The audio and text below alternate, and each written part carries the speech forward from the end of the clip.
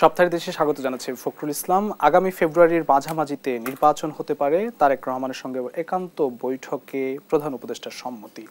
শিগগিরই নির্বাচনের তারিখ ঘোষণা করবে নির্বাচন কমিশন, জানালেন নিরাপত্তা উপদেষ্টা।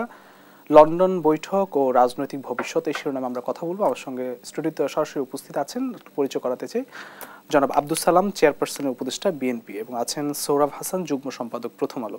দুজনকে স্বাগত জানাচ্ছি। আমি প্রথমে জনাব আব্দুস সালাম আপনাকে দিয়ে শুরু করতে চাই। অবশেষে সে বহুল প্রতীক্ষিত লন্ডন বৈঠকটি অনুষ্ঠিত হলো। এর মধ্য দিয়ে অনেকে যারা রাজনীতি বোদ্ধা আছেন বলছেন যে এর মধ্যে যে রাজনৈতিক যে সমস্যার সুরাহা হলো এমনটি মনে করা হচ্ছে। আপনি কি তাই মনে করেন? হ্যাঁ, অনেকটা তো তাই। আমি আপনাকে ধন্যবাদ এবং আমার সাথে বিজ্ঞ সাংবাদিক সৌরভ ভাই, ওনাকে ধন্যবাদ জানাই। যারা শুনছেন দেখছেন তাদেরকে ধন্যবাদ। শুনুন, দেশ ও জাতি একটা 5ই আগস্টের পরে তাদের একটা সবার আশা ছিল যে একটা গণতন্ত্রে উত্তরণ হবে দেশটা, এবং সেটা একটু বিভিন্ন কারণে যখন একটু দীর্ঘসূত্রতার মধ্যে চলে যাচ্ছিল, এবং কিছু কিছু কারণে আমাদের বিএনপি সহ এই আন্দোলনকারী দলগুলোর সাথে বা আন্দোলনকারী বিভিন্ন শক্তির সাথে একটু দূরত্ব বাড়ছিল, তখন লোকজনের মধ্যে একটা হতাশা চলে আসছিল যে কি হবে, আবার দেশটা কোন দিকে যায়। সেই জায়গায় আপনারা দেখেন যে যখন হলো প্রফেসর ইউনূস সাহেব যখন লন্ডন যাবেন, তখন থেকে কিন্তু এটা শুরু হলো যে সেখানে আমাদের ভারপ্রাপ্ত চেয়ারম্যান দেশনায়ক তারেক রহমান সাহেব আছেন, ওনার সাথে একটা বৈঠক হবে। তখনই কিন্তু সারা জাতির মধ্যে একটা আশার সঞ্চার হয়েছে যে এইবার একটা সমাধান হবে। এবং অবশ্যই আমি ধন্যবাদ জানাই যে আজকের অন্তর্বর্তীকালীন সরকারের প্রধান ডক্টর ইউনূস সাহেবকে, কারণ এই সমস্যাটা, এইখানে দায়িত্বটা এখন ওনার, বলটা ওনার কোর্টে আছে। এখন উনি কিভাবে খেলবেন এটা কিন্তু, এটা সাকসেস ব্যর্থতা কিন্তু এটা কমপ্লিটলি ওনার উপর নির্ভর করে, অন্য কার উপরে কিছু নাই। সেই জায়গায় আমরা যেটা বলতে পারি যে এই 5ই আগস্টের আগে থেকেই, 5ই আগস্টের পরেও বিভিন্ন যুগান্তকারী বক্তব্য, তার বিভিন্ন নির্দেশনা তারেক রহমান সাহেবের, এটা কিন্তু যে দেশ ও জাতির মধ্যে একটা আশার সঞ্চার হয়েছে এই কারণে যে আগে তিনি সবাই মনে করতেন যে তিনি একটা দলের নেতা, কিন্তু 5ই আগস্টের পরবর্তী সময় সে একটা জাতীয় নেতা হিসাবে কিন্তু নিজেকে রূপান্তরিত করতে সক্ষম হয়েছে। এবং এই যে আজকের এই আলোচনার মধ্য দিয়ে আবার তার সেই লিডারশিপের মানে তার যে কোয়ালিটি, সেটা অবশ্যই সবার, আমি আশা করি, আমি মনে করি যে সবার কাছে এটা অন্তত প্রতীয়মান হয়েছে যে বাংলাদেশের এই যে একটা সংকট, এই সংকটটা কেটে গেলে এবং পরবর্তী যে নির্বাচিত সরকার আসে, সেই সরকারে যদি জনগণ বিএনপিকে ক্ষমতায় নেয়, তাহলে অবশ্যই আমরা বিশ্বাস করি যে আজকের এই সংকট সমাধানের পথে আজকে তারেক রহমান সাহেবের নেতৃত্বে ইনশাআল্লাহ আমরা সেটাকে কাটায় উঠতে পারবো। ধন্যবাদ। আমি একটু যেতে চাই জনাব সৌরভ হাসান আপনার কাছে, যে আজকে যে লন্ডন বৈঠকটি হলো, গত বেশ কয়েকদিন ধরে আসলে খবর চাউর হচ্ছিল বৈঠকটি হবে, অবশেষে বৈঠকটি হলো। এর মধ্য দিয়ে আসলে মানে বৈঠক নিয়ে আপনার মন্তব্য একটু জানতে চাই। আসলে না, গণতান্ত্রিক ব্যবস্থায় আলাপ আলোচনার মাধ্যমেই সমস্যার সমাধান করা উচিত। কিন্তু এখানে একটা সমস্যা হলো যে অন্তর্বর্তী সরকারের সঙ্গে রাজনৈতিক দলের কোনো দলের একজন নেতার এ ধরনের বৈঠক হওয়ার কথা ছিল না। কারণ সংকটটা তৈরি হওয়ার আগে যদি আমরা সমাধান করতে পারতাম, অর্থাৎ প্রধান উপদেষ্টাকে লন্ডন পর্যন্ত না যেতে হতো, তাহলে আমি মনে করি তার অনেক ভালো হতো। এ কারণে একটা ভুল বোঝাবুঝি তৈরি হয়েছে, সংশয় সন্দেহ আগে তৈরি হয়েছে। স্বাগত জানাই, সাধুবাদ জানাই এ কারণে যে এই সংশয় সন্দেহটা দূর করা গেছে এই বৈঠকটির মাধ্যমে। কারণ আপনি দেখুন যে জাতীয় ঐকমত্য কমিশনের সঙ্গে সব রাজনৈতিক দলের যেদিন বৈঠক হলো, সেই বৈঠকে 2-1টি দল ছাড়া সবাই কিন্তু ডিসেম্বরের নির্বাচন দেওয়ার দাবি জানালো, বিএনপি সহ। প্রধান উপদেষ্টা ওই বৈঠকে দিন তারিখের ব্যাপারে কিছু বলেননি। এর পরেও বৈঠক হলো, পরেও এই ঐকমত্য কমিশনের সঙ্গে রাজনৈতিক দলের বৈঠক হলো, যে যার মত দিয়ে এসেছে। কিন্তু 4 দিনের ব্যবধানে আমরা দেখলাম যে প্রধান উপদেষ্টা ঈদের আগের দিন রাতে জাতির উদ্দেশ্যে ভাষণ দিলেন। এই ভাষণে অনেক কিছু সরকার কি করেছেন, কি করতে চান, বিচার সংস্কার, নির্বাচন ইত্যাদি নিয়ে, কিন্তু তিনি তারিখটা ঘোষণা করে দিলেন। তারিখ মানে সময়, রোড ম্যাপ দিলেন, সময়সীমাটা বললেন এপ্রিলের প্রথমার্ধের যে কোনো দিন। তখন রাজনৈতিক দলগুলো ভাবলো যে তাদের যে এই যে মানে অধিকাংশ সংখ্যাগরিষ্ঠের মত, এটাকে উনি অগ্রাহ্য করলেন, যে কারণে বিএনপি তো বেশ তীব্র প্রতিক্রিয়া জানালেন। এমনকি তারেক রহমান লন্ডন থেকেও প্রতিক্রিয়া জানালেন, এবং ক্ষুব্ধ প্রতিক্রিয়া, যে এটি হতে পারে না, ডিসেম্বরেই নির্বাচন হতে হবে। সুতরাং সরকারের পক্ষে, সরকারের মধ্যেও কিন্তু দ্বিধাদ্বন্দ্ব ছিল, যতটা জেনেছি, যে উপদেষ্টাদের এক অংশ চেয়েছিলেন যে হ্যাঁ ফেব্রুয়ারিতেই নির্বাচন হোক, আর এক অংশ বলছেন যে না, ফেব্রুয়ারিতে হলে তাদের দাবির কাছে আমাদের নতি স্বীকার করা হবে। অন্তর্বর্তী সরকার তো কারো প্রতিপক্ষ না, এবং কোনো দলের বন্ধুও না, আবার কোনো দলের শত্রুও না। বন্ধু হলে সবার বন্ধু, কিন্তু এবং তার নিরপেক্ষ অবস্থান থেকে তিনি সিদ্ধান্ত নেবেন। কিন্তু সেখানে আমার মনে হচ্ছে অনেক ক্ষেত্রে, শুধু এটা না, আপনি এক ঘন্টার আলটিমেটাম দিয়ে দাবি পূরণ করতে পারে, আবার বিএনপির নেতারা 4 দিন প্রধান উপদেষ্টার সাথে দেখা করার চেষ্টা করেও পাবেন না। এটি তো পক্ষপাতমূলক অথবা কিছুটা অসৌজন্যমূলক। সুতরাং এই আমরা অতীতের যেতে চাই না। বৈঠকটা হয়েছে, মানুষের মধ্যে একটা স্বস্তি ফিরে এসেছে। কিন্তু এখন কিন্তু এতদিন বলবো যে এতদিন পরীক্ষাটা ছিল, কঠিন পরীক্ষা ছিল অন্তর্বর্তী সরকারের, রাজনৈতিক দলগুলোকে কিভাবে রাজি করাবে, কিভাবে তার যে সিদ্ধান্তের পক্ষে নেবে।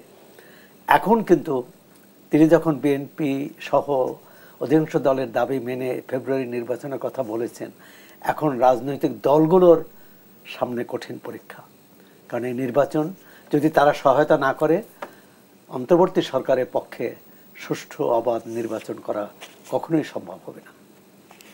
বলা হচ্ছিল যে দীর্ঘদিন ধরে বিএনপির সঙ্গে একটি দূরত্ব গোছানোর একটা ব্যাপার ছিল। না, এই যে বলা হচ্ছিল বা এই ধারণাটা তৈরি হলো কেন? ধারণাটা তো আর এমনি এমনি তৈরি হয় না। ধারণার পিছনে বেশ কিছু ঘটনা, বেশ কিছু মতামত, প্রতিক্রিয়া, উপদেষ্টাদের, বিশেষ করে কোনো উপদেষ্টার বক্তব্য যে রাজনীতিকরা কিছুই করেনি, 53 বছরে তারা কিছু করতে পারেনি, এরকম মতামত দিলে, অথবা কেউ যদি বলে যে 15 বছরে বিএনপি কিছুই করতে পারেনি, এই ছাত্ররা 36 দিনে আন্দোলনকে সফল করেছে, সব আন্দোলন সফল হয়েছে, ছাত্ররা নেতৃত্ব দিয়েছে, কিন্তু এই ছাত্র নেতৃত্বের মধ্যে সব দল ছিল, রাজনৈতিক দল নেপথ্যে ছিল। তার চেয়েও বেশি গুরুত্বপূর্ণ ভূমিকা পালন করছে সাধারণ মানুষ। সাধারণ মানুষ রাস্তায় না নামলে এই দলীয় নেতাকর্মী বা ছাত্ররা রাস্তায় নেমে কিন্তু এই আন্দোলন বা এই অভ্যুত্থান সফল করতে পারত না। সুতরাং এখন যে এই যে কার কৃতিত্ব বেশি, এ নিয়ে বিতর্কটাই ছিল অসমীচীন, মানে প্রয়োজন ছিল না। এবং এখন কিন্তু অনেকেই, আমরা ছাত্র নেতৃত্ব, তখন যদি প্রথম দিকে মনে হয়েছিল ছাত্র নেতৃত্ব একদিকে, রাজনৈতিক দলগুলো একদিকে, এখন তো এই ছাত্র নেতৃত্ব অনেকগুলো ভাগ হয়ে গেছে। কেউ দল করেছেন, কেউ দল করেননি, কেউ নিষ্ক্রিয় হয়েছেন, কেউ বৈষম্যবিরোধী ছাত্র আন্দোলনের নামেও রাজনীতি করছেন, আবার কেউ ইনকলাব মঞ্চ করেছেন, কেউ এমনকি দেখলাম যে তাদের মধ্য থেকে এক অংশ মার্চ ফর ডক্টর ইউনূস সেটাও করলেন। মার্চ ফর ডক্টর ইউনূস মানে হচ্ছে নির্বাচন দরকার নেই, তিনিই থাকুন, মানে অনেকগুলো। সুতরাং বিএনপির মধ্যে যে সংশয় সন্দেহ, বা সাধারণ মানুষের মধ্যেও, পেশাজীবীদের মধ্যেও সাধারণ সংশয় সন্দেহের একটা কারণ ছিল, সন্দেহটা দূর হয়েছে। এখন কঠিন পরীক্ষার মুখোমুখি সালাম ভাইরা। জি, কঠিন পরীক্ষাটা কি এখন রাজনৈতিক দলগুলোর সামনে? না, কঠিন পরীক্ষা, এটা তো ঠিক যে সংকট থেকে তো এখন পর্যন্ত আমরা উতরাইতে পারি নাই, এবং এই সংকটটা সবার, এটা শুধুমাত্র রাজনৈতিক দলগুলোর একা না, সবার। যেমন দেখেন, আমরা কিন্তু এই যে 17টা বছর ফ্যাসিবাদের বিরুদ্ধে লড়াই করেছি, আমরা কিন্তু কখনো গণতান্ত্রিক লাইনটা ছেড়ে যাই নাই, যেটা সবসময় সেই সময় ফ্যাসিবাদও চেয়েছে যে আমাদেরকে ধ্বংসের পথে অ্যানার্কির পথে নিয়ে যাওয়ার জন্য, কিন্তু নিতে পারে নাই। কিন্তু অনেকে মনে করছে যে খালেদা জিয়া সরে গেলে তারেক রহমান দায়িত্বে আসলে সেই সময় তো এই বিএনপি একটা অ্যানার্কির দিকে চলে যাবে বা নিয়ে যেতে সক্ষম হবে, কিন্তু তারেক রহমান সাহেবকে কিন্তু সেদিকেও নিতে পারে নাই। কাজে এখনও যেটা যে আজকে গণতন্ত্রে উত্তরণের জন্য অবশ্যই ধৈর্য সহকারে আমাদেরকে নির্বাচন পর্যন্ত আমাদেরকে অপেক্ষা করতে হবে, এবং সেই সময় এই দায়িত্বটা সবার। যেমন একটা রাজনৈতিক কর্মী হিসাবে আমার যতটুকু দায়িত্ব আছে, এটা বাংলাদেশের সবচেয়ে বহুল প্রচারিত মানে পত্রিকার মানে সম্পাদক হিসাবে কিন্তু সোহরাব ভাইয়ের দায়িত্ব কিন্তু কম নাই। দেখেন এইখানে কিন্তু আমাদের এখন সবাই দেশটাকে আমরা ভালোবাসি। দেখেন আমরা সেই সময়ও বলছি যে আমরা সেই গণতান্ত্রিক আন্দোলনে ছিলাম, বারবার বলছি যে একটা গণ অভ্যুত্থানের মধ্য দিয়েই শেখ হাসিনার পতন হবে, যখন সবার, কারণ ওই দাবিটা শুধু খালেদা জিয়া বা তারেক রহমানের না, আর ওই সময় দাবিটা সমগ্র জনগণের। এ কাজে জনগণ যখন সবাই মাঠে নেমে আসছে, এবং ঠিকই সেই অভ্যুত্থানের মধ্য দিয়েই ফ্যাসিবাদ পালাইতে বাধ্য হয়েছে। এ কাজে এখনও কিন্তু আজকের সমস্যাটা কিন্তু দেশের, জাতির। এটা অনেকে ওই সময় মনে করতো যে বিএনপি কেন করে না বা বিএনপি পারে না। বিএনপির সমস্যা ছিল না, সমস্যা ছিল দেশের। এখনও কিন্তু সমস্যাটা দেশের, এবং আজকে গণতন্ত্রটা ওই সময় বলছি যে গণতন্ত্রটা শুধু বিএনপির জন্য না, আওয়ামী লীগের জন্যও দরকার, কিন্তু সেসব আওয়ামী লীগ সেই কথাটা শুনে নাই। কাজে এখনও একটা সাকসেসফুল নির্বাচন করার মূল দায়িত্বটা হলো আজকে ডক্টর ইউনূস সাহেবের, এবং সেখানে আমরা অবশ্যই সহযোগিতা করব। আমরা সহযোগিতা করতে রাজি। দেখেন 5ই আগস্টের পরে কয়েকদিন তো ল অ্যান্ড অর্ডার সিচুয়েশন ছিল না, পুলিশ থানাগুলোতে ছিল না, কাজ করে নাই, কিন্তু সেই সময় তারেক রহমান সাহেবের এক নির্দেশে কিন্তু সারা দেশ ঠান্ডা হয়ে গেছিল, কোথাও কোনো সেরকম বিশৃঙ্খলা হয় নাই।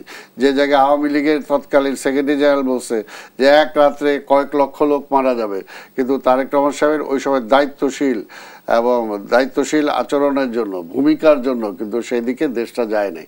কিন্তু আমরা চেষ্টা করতেছি আমাদের বিএনপির পক্ষ থেকে। দেখেন আমাদের বিএনপিকে আজকে যে সোহরাব ভাই একটা কথা বললেন যে রাজনীতিবিদদেরকে কত হেয় করার চেষ্টা করা হয়েছে 5ই আগস্টের পরে। আমরা পারি নাই, 50 বছরে কিছু হয় নাই, আমরা সব ব্যর্থ হয়ে গেছি, এখন এই কয়েকজন মিলেই সব দেশটাকে একেবারে সোনার চামচ দিয়ে খাওয়ানোর ব্যবস্থা করে দিবে, এরকম কত কথা আমরা শুনেছি। কিন্তু তারপরও আমরা কিন্তু ধৈর্য সহকারে আছি। এই দূরত্বটা কি কমলো এবার এই বৈঠকের মধ্যে দিয়ে? আজকে অনেক অবশ্যই কমে আসছে। এটা তো আমরা বারবার বলে আসছিলাম যে এই বৈঠকটা এটা যদি আরো আগে হইতে পারতো, এবং যে কোনো সিদ্ধান্ত, কারণ এই সরকারটাকে আমরা আনছি, আমরা বলছি যে এই সরকারটা আমরা আনছি, তো কাজে আমাদের সাথে ইনক্লুডিং ছাত্র সবাই সাথেই যে কোনো রাষ্ট্রীয় সিদ্ধান্তের ব্যাপারে খোলামেলা আলোচনা করে যদি উনি সিদ্ধান্ত নিত, তাহলে কিন্তু আজকের এই যতটুকু নিজেদের মধ্যে ভুল বোঝাবুঝি হয়েছে সেই ভুল বোঝাবুঝিগুলো হতো না। কাজে এখন আমি আশা করব যে যেহেতু একটা মোটামুটি সমস্ত কিছু দূর হয়ে গেছে, একটা আশার সঞ্চার সবার মধ্যে হয়েছে, আবার যাতে এটা কারো এর বিরুদ্ধে এর মধ্যে থেকে কেউ যাতে আবার এটার মধ্যে আঙ্গুল না তুলে, যে কথা আছে না যে রাজনীতির মধ্যে, পলিটিক্সের মধ্যে রাজনীতি ঢুকায় দেয়, এইরকম যাতে আবার কেউ না করে, এবং সেটার ব্যাপারে আজকের এই ইন্টেরিয়াম গভর্নমেন্টকে সচেতন থাকতে বলবো যে আমরা কোনোভাবে অন্য কারো কথা শুনে আমরা আবার যাতে এই পরিবেশটা যাতে নষ্ট না হয়। এখন আপনাদেরকে সাকসেস হইতে হবে, আপনাদের সাকসেসের উপর নির্ভর করে বাংলাদেশের ভবিষ্যৎ।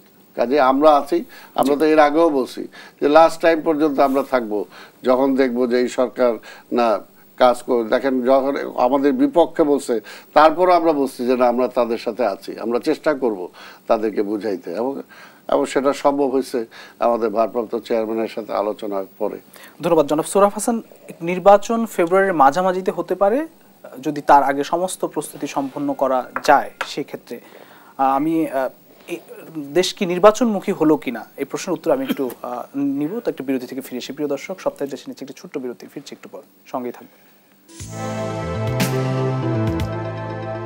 সপ্তাহের দেশে আরো একবার স্বাগত জানাচ্ছি আমি। জনাব সোহরাব হাসান, আপনার কাছে যে প্রশ্ন ছিল যে এই বৈঠকের পর আমরা নির্বাচনের একটি চূড়ান্ত রোডম্যাপ আমরা লক্ষ্য করলাম, সেক্ষেত্রে দেশ নির্বাচনমুখী হতে যাচ্ছে কিনা? না, রোডম্যাপ তো এখনো ঠিক পাইনি, রোডম্যাপটা নির্বাচন কমিশনই করবে।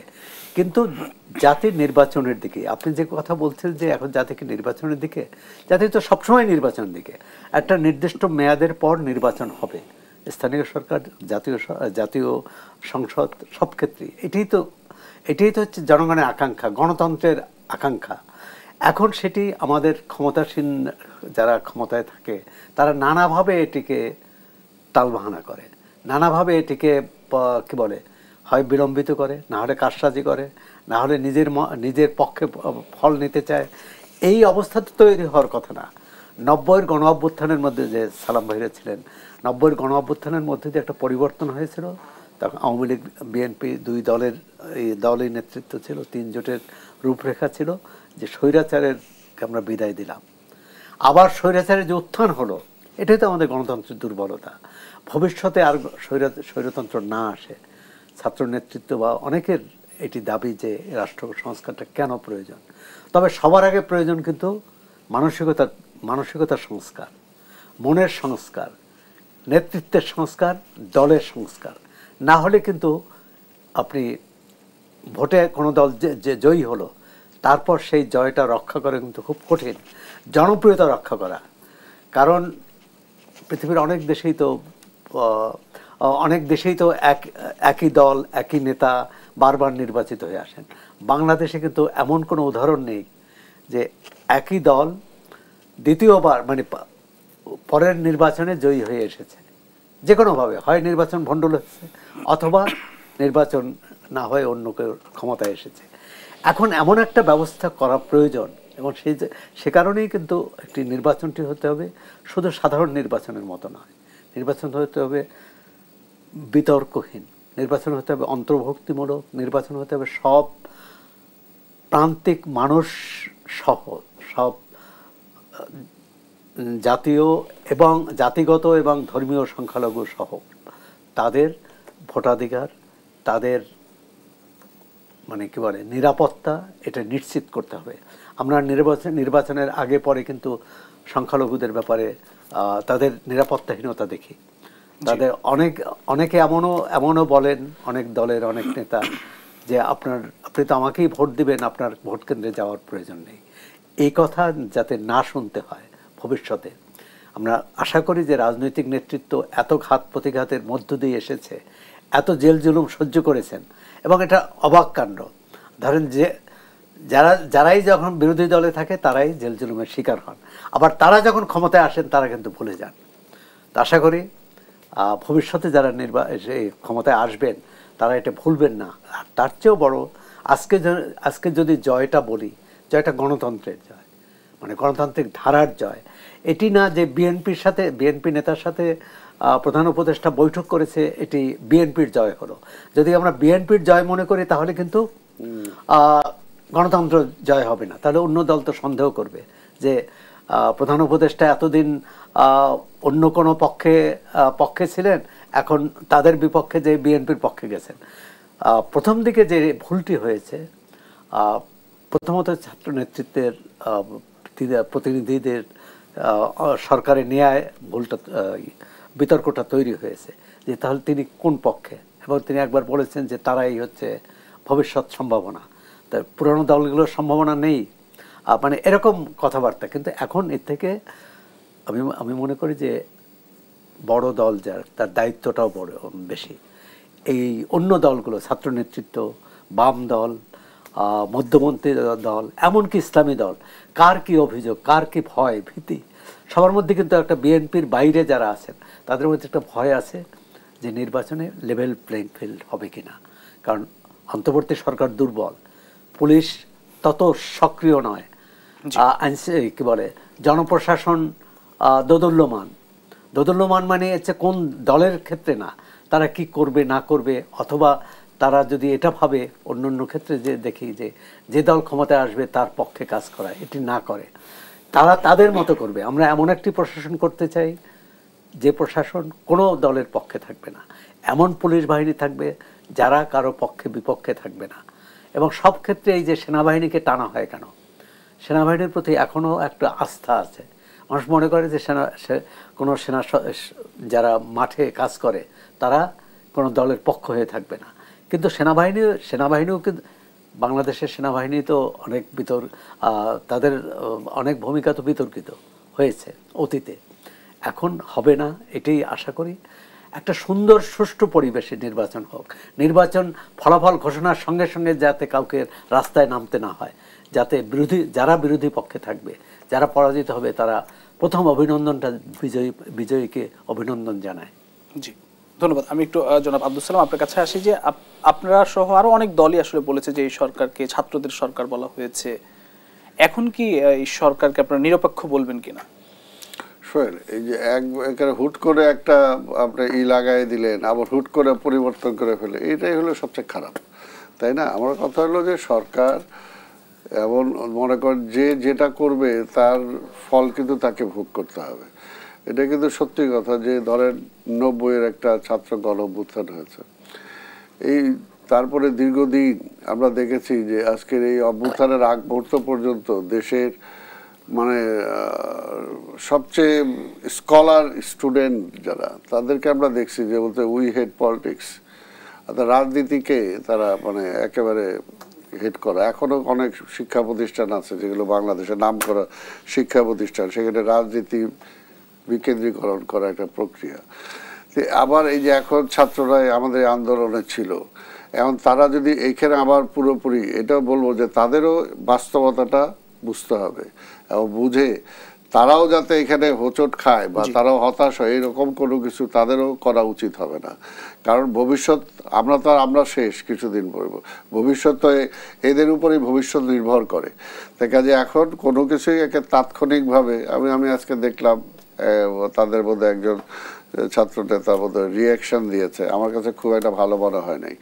আমার কথা হলো যে দেশের স্বার্থে আমাদের এখনো যেটা বলি যে আমাদেরকে সবাই যারা আমরা এই 24-এর অভ্যুত্থানে অংশগ্রহণ করেছি সবাইকে একজোট হয়ে 24-এ যে স্পিডটা 24-এর স্পিডটাই ছিল যে আজকে মানে ফ্যাসিবাদকে পরাজিত করে গণতান্ত্রিক পন্থায় দেশটাকে নিয়ে আসা।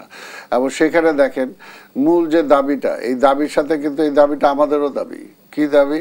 আজকে হলো একটা সংস্কার, এটা আমাদেরও দাবি। আজকে কি বিচার, ফ্যাসিবাদে যারা ছিল বিচার, এটা আমাদেরও দাবি। নির্বাচন, এটা আমাদেরই দাবি। তাই তার পার্থক্যটা কোথায়? আজকে ভুল বুঝাবুঝিটা কোথায়? কোথাও কিন্তু নাই। আমি তাদের সাথে অনেক বক্তব্য অনেক জায়গায় দেখেছি, শুনেছি।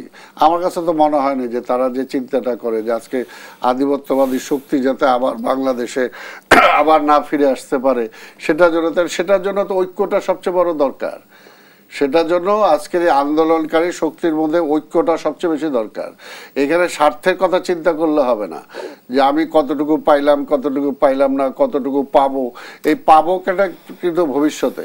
তো এই জন্যই বলবো যে এখন আমাদের কোনোভাবেই এখন যে বিষয়টা আনতে হবে পরিষ্কার, যে কোনোভাবেই যাতে আধিপত্যবাদী শক্তি আবার আমাদের এখানে ফিরে না আসতে পারে, সেটার জন্য ঐক্যটা আমাকে ধরে রাখতে হবে।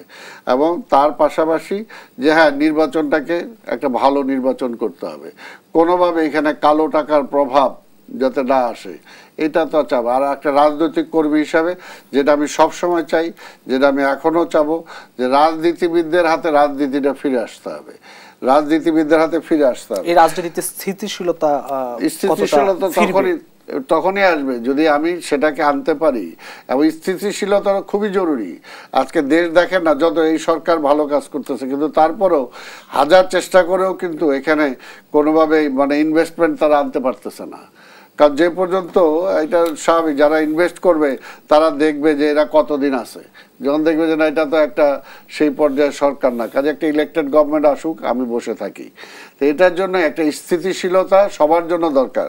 এবং স্থিতিশীলতাটা আনতে হইলেই যেটা বললাম যে আমাদের নেতা তারেক রহমান কিন্তু পরিষ্কার বলছে যে আমি বিএনপিকে যদি জনগণ নির্বাচিত করেও তারপরও দেশের যে ক্ষতি হয়েছে, প্রত্যেকটা সেক্টরে ক্ষতি হয়েছে, এই সেক্টরগুলোকে যদি আমাকে আবার করতে হয়, রিপেয়ার করতে হয় বা সংস্কার করতে হয়, তাহলে সবচেয়ে বড় এখানে জাতীয় ঐক্যমত্যের কোনো বিকল্প নাই। কাজে আমরা সরকারে গেলেও আমরা আন্দোলনকারী সেই শক্তি বা সেই দলগুলোকে আমরা অবশ্যই আমরা সরকারের আহ্বান জানাবো। তো এইটাই তো আলাদা ঐক্য, একটা জাতীয় ঐক্য বজায় রাখা। এর জন্যই আমরা বলি যে দেখেন আজকে বিএনপি ছাড়া আজকে যে যত কথাই বলুক, আজকে এই দেশটা পরিচালনার জন্য আজকে বিএনপিকে অনেকে খাটো করার চেষ্টা করে, অনেকে তারেক রহমানকে খাটো করার চেষ্টা করে। তাহলে বিকল্পটা কি? আপনি এটাকে খাটো করলে বিকল্পটা কি হবে? ভালোটা কোথায়?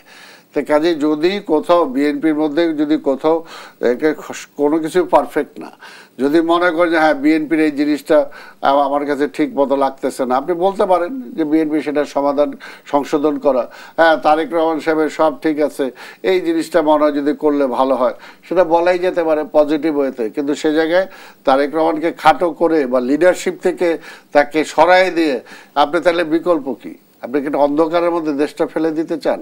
এই কারণেই বলবো যে এখন বিএনপির কাছে যেরকম জনগণ আশা করে, আবার আমরাও সবার কাছ থেকে আশা করি যে আসেন, আমরা তো বলছি, আমাদের নেতাই বলে দিছে যে আমরা ঐক্যবদ্ধভাবে দেশটাকে সামনের দিকে এগিয়ে নিয়ে যেতে চাই, ঐক্য নষ্ট করা যাবে না। ছাত্রদেরকেও বলবো, অন্যান্য আন্দোলনকারী সকল শক্তিকে বলবো যে আসেন, এখন আমরা একটা ভালো নির্বাচনে যাই, পিপুলস ম্যান্ডেটটা দেখ। পিপুলস ম্যান্ডেট যদি আমাদেরকে দেয়, যে দিবে তার প্রাপ্য তারাই সরকার গঠন করবে। আর যদি বিএনপিকে দেয়, আমরা তো বলছি যে আমরা সবাইকে নিয়ে সামনে এগোনোর জন্য চেষ্টা করব। জি ধন্যবাদ জনাব সোহরাব হাসান। আপনার কাছে আসলে প্রশ্ন হচ্ছে যে আজকে বলা হচ্ছে যে নির্বাচন কমিশন নির্বাচনের তারিখ ঘোষণা করবে, এটি নিরাপত্তা উপদেষ্টা বলেছেন, এবং প্রধান উপদেষ্টা যে বিষয়টি আজকে বৈঠকে বলেছেন যে নির্বাচনের প্রস্তুতি সম্পূর্ণ করা গেলে তারা হয়তো রোজার আগেই নির্বাচনটি, আগামী বছর রোজার আগে নির্বাচনটি অনুষ্ঠান আয়োজন করতে পারবেন। সেই প্রস্তুতির জায়গা আসলে সরকারের আমি একটু বিরতি থেকে সেই উত্তরটি নিতে চাই। প্রিয় দর্শক, সপ্তাহের দেশে নিচে আরো একটি বিরতি, ফিরছে একটু পর, সঙ্গেই থাকবেন। সপ্তাহের দেশে আরো একবার স্বাগত জানাচ্ছি। জনাব সোহরাব হাসান, আসলে সরকারের প্রস্তুতির জায়গা আসলে কতটা দেখেন বা প্রস্তুতি নিতে তারা শুরু করছে বলে মনে হচ্ছে? এই কথাটাই 10 মাস পর এই প্রশ্নটি কিন্তু খুব মানে প্রীতিকর নয়। প্রীতিকর না এই কারণে 3 মাসেও তো নির্বাচন হয়েছে। এরশাদের পতনের পর 3 মাসেরও কম সময়ের মধ্যে বিচারপতি শাহাবুদ্দিনের নেতৃত্বে যে অস্থায়ী সরকার ছিল তার নির্বাচন করেছে। লতিফুর রহমানের নেতৃত্বে 3 মাসে নির্বাচন হয়েছে। পরবর্তী নির্বাচনগুলো আর এই 3 মাস 6 মাসে হয় না। সেনা সমর্থিত সরকার এসে 2 বছর লাগিয়েছে, আর এখন তো 1.5 বছর চলে যাবে। মানে প্রস্তুতি নির্ভর করবে সরকারের উপর, সরকার কি করতে চায়, কতদিনে করতে চায়, সরকার এবং নির্বাচন কমিশনের উপর। তারা যদি করতে চায় তারা রাজনৈতিক দলগুলোর সাথে বসবে, ভোটার তালিকায় কোনো সমস্যা থাকলে সেটা দেখবে। জনপ্রশাসন যে বিষয়টি অনেকের অভিযোগ আছে যে কেউ কেউ বলেন যে স্বৈরাচারের দোসর এখন প্রশাসনে আছে, বিএনপি থেকে বলা হয়, ছাত্র নেতাদের থেকেও বলা হয় যে এখন সমস্যা হচ্ছে কি অমুকের দোসর হলে ভালো মন্দ, আমার দোসর হলে ভালো, এই মনোভাব ত্যাগ করতে হবে। যে সরকারি কর্মকর্তাদের কর্মীদের তাদের যে দায়িত্ব, প্রজাতন্ত্রের কর্মী হিসাবে তাদের দায়িত্ব পালন করতে দিতে হবে। তারা যেন ভয়ে না থাকে যে আমি সুষ্ঠুভাবে দায়িত্ব পালন করলে আমি ভোট কারচুপিতে যদি সহযোগিতা না করি, যে দল ক্ষমতায় আসবে সে দল আমার উপর আমাকে হয়রানি করবে বা আমাকে শাস্তি দেবে, এই ভয়টা যাতে না থাকে। প্রলোভন এবং ভীতি এই দুটা থেকে তাদের মুক্ত রাখতে হবে। আমরা শুধু সরকারি কর্মকর্তা কর্মচারীদের দোষ দেই কিন্তু বা পুলিশকে দোষ দেই। আমরা মানে যারা ভোট প্রক্রিয়া থাকে, যারা নির্বাচন করবেন, তারা যদি মনে করেন যে তারা যদি যেমন ধরুন একটি নির্বাচনী আসনে 5 জন প্রার্থী একসঙ্গে বলবে যে আমরা কোনো অনিয়মের সাথে যুক্ত হব না, কাউকে করতেও দেব না, আমার মনে হয় তাহলে কোনো এলাকারই পুলিশ প্রশাসন এবং জনপ্রশাসনের লোকজন এটা করতে সাহস পাবে না। ধন্যবাদ জনাব আব্দুল সালাম। আপনাকে শেষ করতে চাই, বিএনপি নির্বাচনের প্রস্তুতি আসলে কতদূর, মানে তারা কি প্রস্তুতি নিচ্ছে? আমরা তো বিএনপি তো প্রস্তুতি নিচ্ছেই। আর এটা তো আমাদের বিএনপি এত বড় একটা দল, এখানে প্রস্তুতি নিতে আমাদের খুব বেশি একটা সময় লাগে না। আর আমরা তো অলরেডি আমাদের চেয়ারম্যান সাহেব তো এর আগে আমাদের নির্দেশই দিয়ে দিচ্ছেন যে ডিসেম্বরের মধ্যে নির্বাচনের প্রস্তুতি আপনারা নেন। তো অলরেডি তো আমরা নির্বাচনের প্রস্তুতি নিচ্ছি। আর একটা হলো যে আমরা জানি যে নির্বাচন কমিশনও কিন্তু এর মধ্যে কয়েকবার তারা বলেছে যে তারা নির্বাচনের জন্য যেরকম প্রস্তুতি নেওয়া দরকার তারা অলরেডি সেই সমস্ত প্রস্তুতি সরকারের প্রস্তুতি কতটা দেখেন?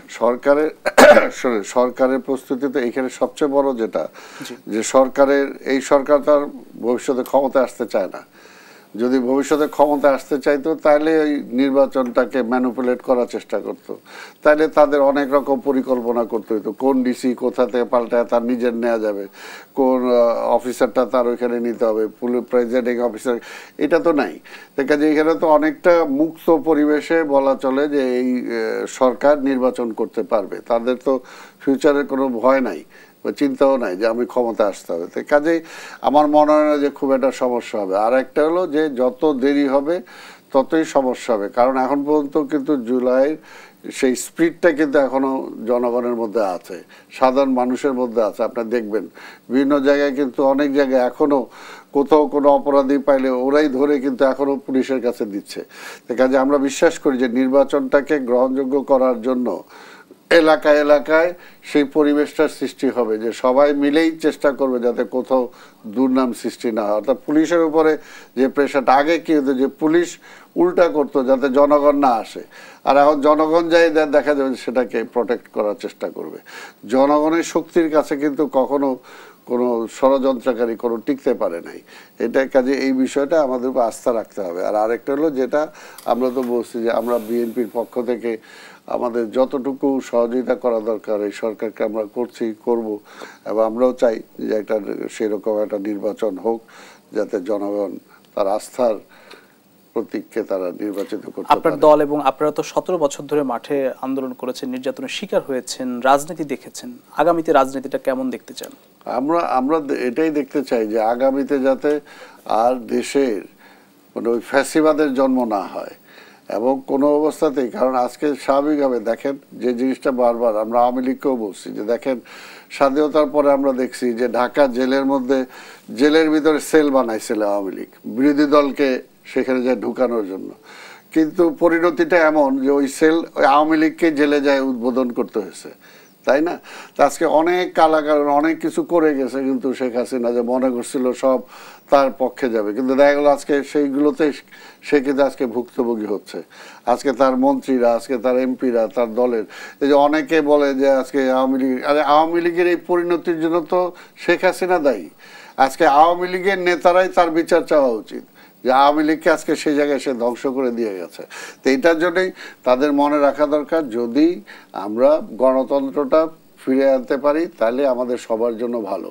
তো সেটার জন্য এখন কোনোভাবেই আবার গণতন্ত্রের এই পথটা মানে হোঁচট খাক সেটা কারোই চাওয়া উচিত নয়। আর আমরা আরেকটা যেটা বলতে পারি যে দেখেন এখানে আমাদের নেতা বর্তমানে যে তারেক রহমান সাহেব, সে শহীদ জিয়ার সন্তান, বেগম খালেদা জিয়ার সন্তান, সেও কিন্তু দীর্ঘদিন এই 17 বছর না, সে কিন্তু তার একটু বয়স হওয়ার পর থেকেই কিন্তু আজকের এই রাষ্ট্রের এই অবস্থাগুলো দেখেছে। তার বাবার যে মৃত্যু সেটা সে দেখেছে, তার পরবর্তী পর্যায়ে তার মা রাজনীতিতে আসা কিভাবে আসছে, কিভাবে 10টা বছর স্ট্রাগল করছে সেগুলো সে দেখছে, এবং এর পরবর্তী পর্যায়ে তাকে মেরে ফেলার জন্য যেভাবে চক্রান্ত করেছিল সেগুলো সে ফেস করে আসছে, এবং এখন তো সে একটা পরিণত নেতা হিসাবে সে একটা জায়গায় আসছে।